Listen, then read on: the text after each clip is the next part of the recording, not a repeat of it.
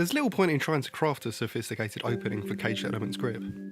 It's a game that unashamedly wears its simplicity, and while it's a game that certainly won't scratch that hardcore sim itch that a lot of racing players are looking for, what Grip does offer is undiluted insanity. It's a return to a more death-defying kind of racer, one that considers your ability to race, shrugs its shoulders, and then hands you a machine gun. So yes, Grip may very well be a racing game, but it's one that will be throwing weapons and boosters your way in every race. Though I should mention that amidst all the chaos of the game, the driving itself isn't anything to smirk at. The controls are, as you might expect, extremely arcadey, so you can expect to drift around with a fair amount of ease, but don't let that fool you. Grip prides itself on being fast, and it's because of that speed that racing becomes ever more fragile with each speed tier. And as the game becomes faster and faster, the more you end up having to think strategically, figuring out which vehicle is best suited for which race, knowing how to best position yourself for taking corners, and of course, knowing the shortcuts available in the tracks. Because while the tracks in Grip's inexplicably grimy future setting are short, the longest taking around 5 minutes to finish a 3-lap race, each track is fairly dense. Shortcuts and alternative routes are hidden in plain sight.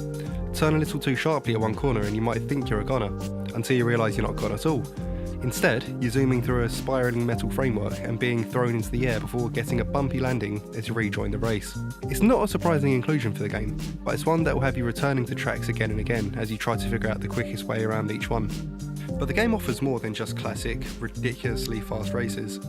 And while the classic modes still let you use weapons as a helping hand in a race, other modes like the Ultimate Race and the not so creatively named Death Arena put a real emphasis on the combat side of the game. Death Arena is pretty self-explanatory, right?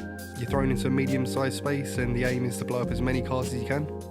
It's a little bit trickier than that though, because while a lot of the weapons at your disposal are homing missiles or relatives of them, you still need a clear shot at the car you're aiming for, which of course lends itself to a great deal of cat and mouse gameplay. The Ultimate Races are a hybrid between deathmatch and classic races, where your final placement in a race is dependent on where you finish and how much damage you cause along the way. These are just two of the other game modes available in Grip, and personally they're my favourites. But the game tailors each mode to its biggest strengths, meaning you'll have races that focus just on speed, or destruction in combat and the environment, and much more.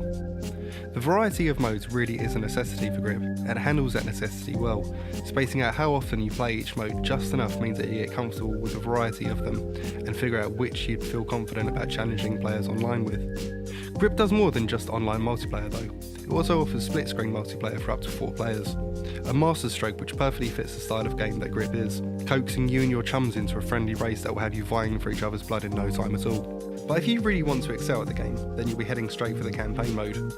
As I said, Grip isn't concerned with anything other than violent racing, so don't expect any degree of exposition for the game. There's no influence gathering in Grip, instead it just throws you into the fray as you begin completing tournaments and climbing tiers.